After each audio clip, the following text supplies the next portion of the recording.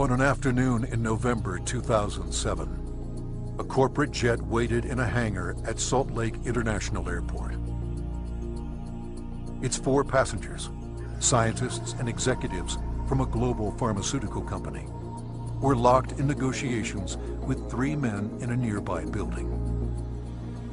They started getting on the phone about noon back east, and they kept doing that, and about 2 o'clock they walked in the room and said, okay, we're convinced you've got something here, and it's significant enough that we will write you a check big enough that you won't want to talk to anybody else. We said, we'll call you tomorrow.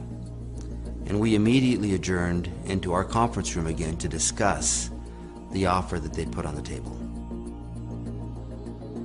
How these men came together and the decision they made that day is the story of ASEA's genesis.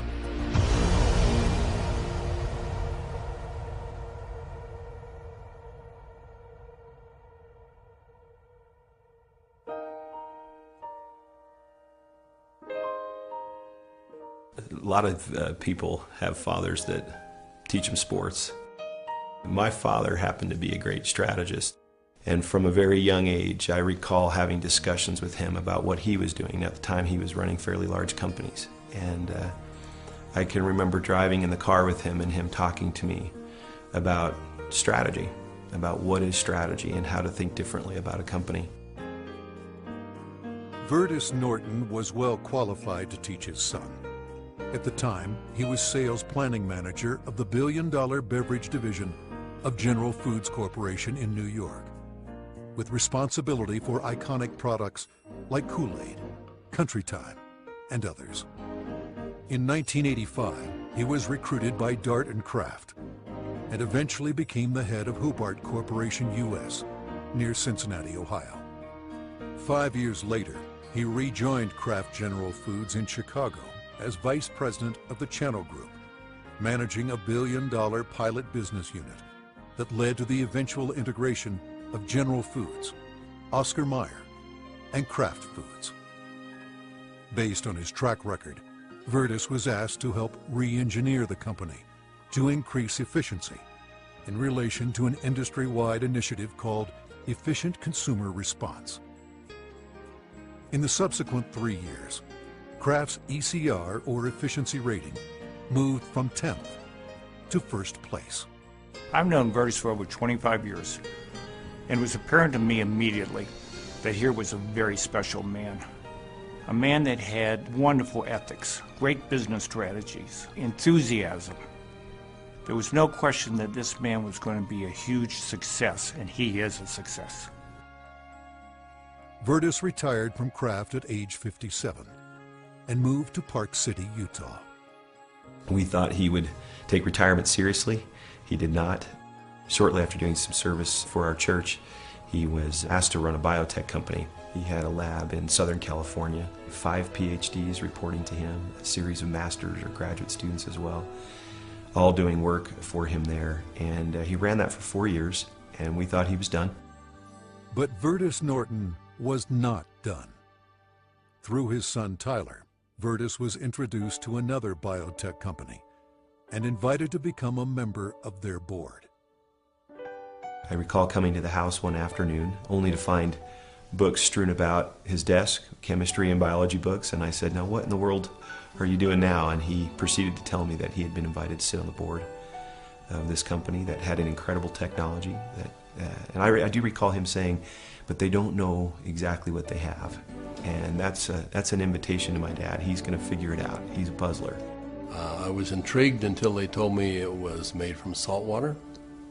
And I told them, this doesn't sound right, and you're going to have to convince me it's real.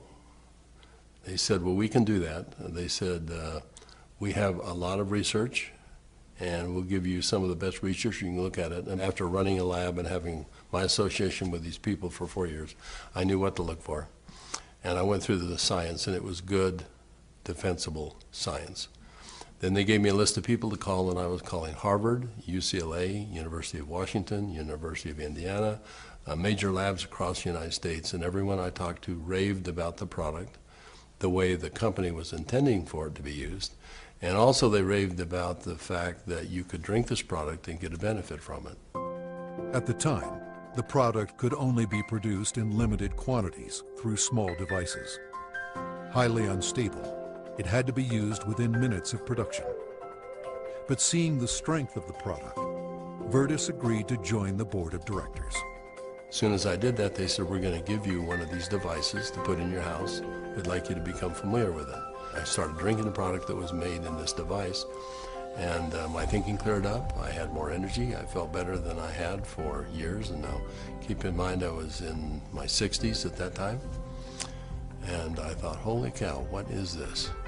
So I went to the first board meeting and found out that they were flat out of money. They were $1 million in debt.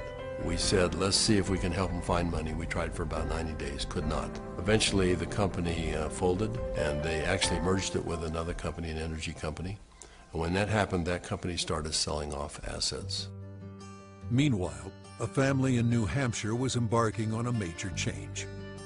Jim Pack had been a highly successful consultant in the telecommunications industry. His son, Joe, had secured a position on the United States ski team.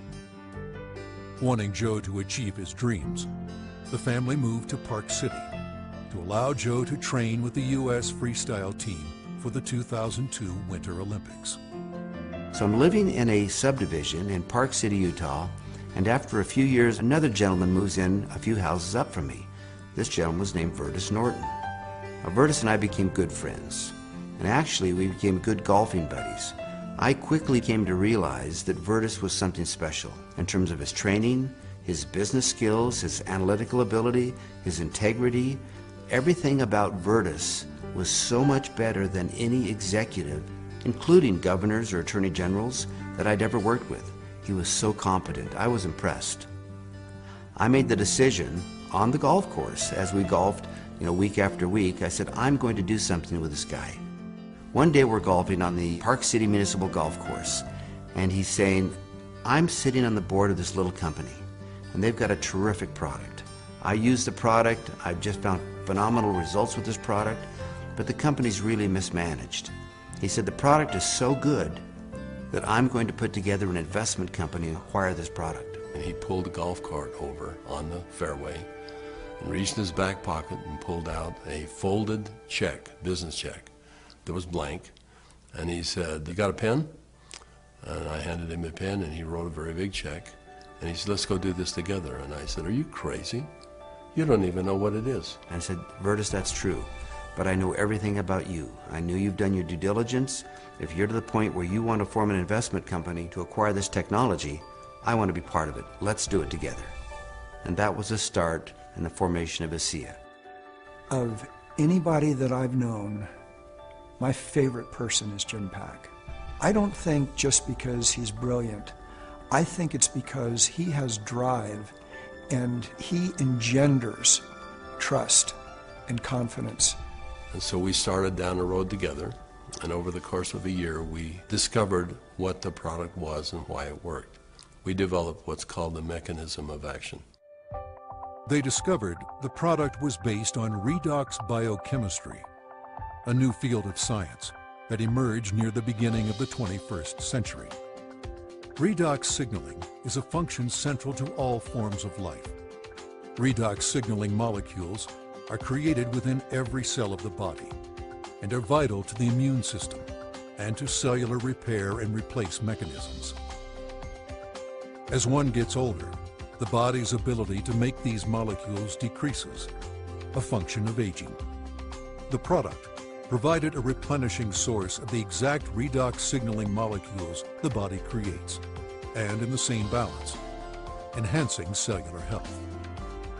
Knowing the product's shelf life was essential, Virtus and Jim challenged a team of researchers, including Dr. Gary Samuelson, to find a way to stabilize the product. We didn't know if it could be done, and we bought some equipment and kept making product over and over and over again, and we'd run it through the computer. And finally, after months, he finally came in and said, I think I've got the product stabilized. And we started testing it and found out that he had, in fact, stabilized the product. After stabilization had been achieved, Virtus and Jim met with a group of university scientists. We had told them that we had stabilized this mix of molecules, and they said, no, it can't be done. And we said, no, we have done it. And they said, no, it can't be done. And they were so adamant that they were slapping the table. And we said, well, wait a minute. We'll come back tomorrow and show you the product. So we took the product back the next day. Said, this is stabilized redox signaling molecules. Both positive and negative molecules in the same bottle, stabilized. And they said, how in the world did you do this? So one of the big breakthroughs is the fact that we can stabilize molecules that you're not supposed to be able to do that. The molecules in ASEA are supposed to be fleeting. They should all return to salt and water in just a matter of minutes, and they don't. Meanwhile, Vertus's son Tyler had arrived at the pinnacle of his career in the financial services business. His father took occasion to explain to him the technology he and Jim Pack had acquired. He said to me, this is the product. He reminded me it was made from salt and water, and I was very concerned. At church the following Sunday, I was discussing some of the challenges of some of the members of our congregation, and I had a neighbor friend that we discussed the majority of that meeting, who, despite seeing a number of professionals and trying to solve a challenge that he had a significant issue, they were just not able to really help and find a solution for him. And it was then that this product popped into my mind. I wondered and asked, despite my doubts, could this help? Could this make a difference for him? I called Dad, and he said, of course it will help. Now, I didn't have that conviction at the time. He did, and he was willing to get some of that product. We got that product to my neighbor. And from that point forward, I felt confident that I had done my part. And given that I was still doubtful and even fearful, I kind of washed my hands from it. I think it was 3 months later when I received a phone call from the leader of our church. And he said, are you sitting down? And I said, don't start a call like that. What's wrong? And he said, this is good news. Are you sitting down? He proceeded then to tell me that he had just received some very good news, that my neighbor, whom we had given this product to months earlier, had received word that he was in fact improving and had improved a great deal. Of course, the question going through my mind was, well, did he drink this stuff? And that was what my church leader told me. He says, that's why I'm calling. He drank all of it, and he's confident that it's had a huge effect on his situation. I called my neighbor, and I needed for him to tell me what he had experienced. And he was quiet for a minute, as I recall, and said, do you have any idea what I think this has done for me and for my family? He began to tell me things that I've now heard multiple times over from people across all of North America, and how this product helped him and made a difference for his family. Frankly, this was a problem for me.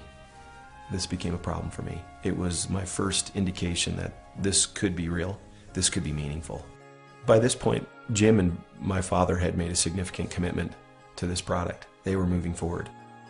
And I started to question kind of what I was doing, and feeling a need to get this product out to the world, watching the impact it was having. And I ultimately resigned in May of 2010 from a significant job, the job I'd spent the better part of 17 years getting to. And it was born of this sense and feeling that this product needed to be given to the world. I've known Tyler Norton for now over 20 years. He is a person who demonstrates integrity in all aspects of his business. He is able to motivate people to do things that are even beyond what they think they can do. You know, this came full circle for me about a few months ago.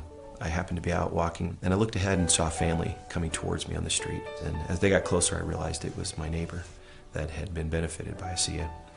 And I happened to be on the phone, and so we weren't able to talk. I kind of waved as we acknowledged each other, and he reached in his back pocket and pulled out a sport pouch of ASEA, and then kind of subtly bumped his heart. And we didn't say anything, but I understood completely. It brought home the whole purpose of what we're doing. Now that the product was stabilized, Vertus and Jim began studying distribution models, retail, direct sales, internet, and network marketing. But first, they had a question. We actually wondered if people would drink a product that didn't taste very good, even if there was a perceived health benefit. And we said, let's find out. So we decided to find 40 people and create kind of a focus group, and we started giving it to them. We did that for about 2 months, and we said, let's go out and find out where we are with these 40 people. So when we went out and contacted them, we found out that the 40 people had turned into 135, and the product had been shipped to 20 different countries without our knowing it. And we said, well, we've got the answer we wanted. People will, I think, buy this product. When they determine that there is a perceived health benefit, they'll buy it. But in the meantime, we had contacted a friend, someone that Jim Pack knew and we had played golf with. And he was running a very big pharmaceutical company in New Jersey, about $10, $11 billion. And he finally agreed to send a group of people out and spend some time with us and see what we had come up with. So 4 people flew out on a plane, and we met in the conference room we had on the west side of the city for the better part of a day. We spread all of the research that we had out on a table. And these gentlemen asked all the right questions. They thoroughly went through all of the science that we had, and as they do that, they'd call back to their headquarters and ask questions. About 2 o'clock in the afternoon, they came to us, and they said, we think you've got something really special here. We're going to write you a check that is large enough that you don't want to talk to anyone else. But there's a catch. And I said, what's the catch? And they said, you've got to shut it down. And I said, shut what down? And they said, you've got 135 people on this product right now. Shut it down. People have problems all the time, and they deal with them as best they can. You're going to have to walk away. And that kind of took us back a little bit. In fact, I said, that seems a little harsh to me. And they said, you want to work with us, you walk away. We said, well, we'll let you know. So we ushered them out of the building, and we huddled around the conference table. We came to realize that this had changed for us from a business play to something very important. This was a cause. This was a responsibility. We'd seen too many people helped by this product. We realized that the only option before us was network marketing. And in that conference room on that day, we made that decision to form a network marketing company. ASEA LLC opened its doors for business in July 2009 with just a handful of independent associates.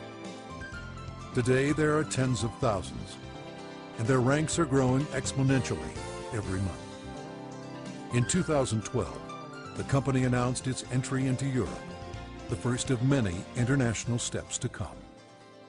Every company has a vision, but for Vertus and I, our vision is just a little bit different given our age.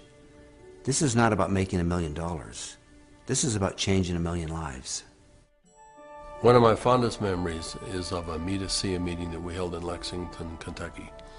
We had a huge group of people that came, very impressive group, and a lot of people coming up talking about what ASEA had done for them personally. But at the end of the meeting, they invited me to come up and gave me a small treasure chest. Wasn't very big, but as you open up the treasure chest, it's filled with letters of gratitude and thanks. It meant a great deal to me. So we came back to Salt Lake City, and I asked our people to go out and find a treasure chest, which we have done, and we have it in the office, and we continue to add letters to it. I have the privilege of going around the country and talking to people about this product.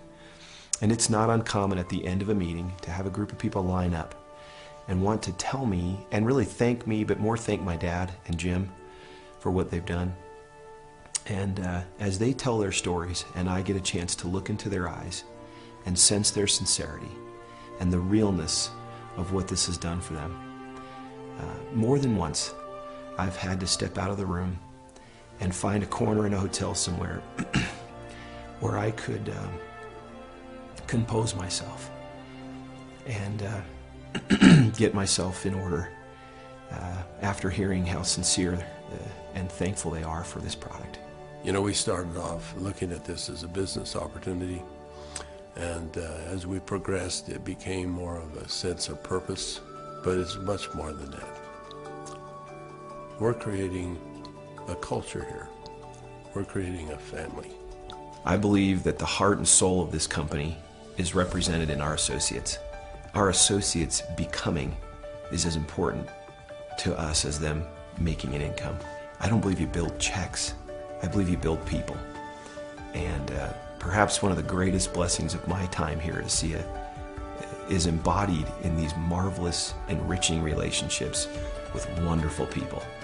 People that are desirous to improve their lives, share something meaningful with others, make a difference in the world, and become more.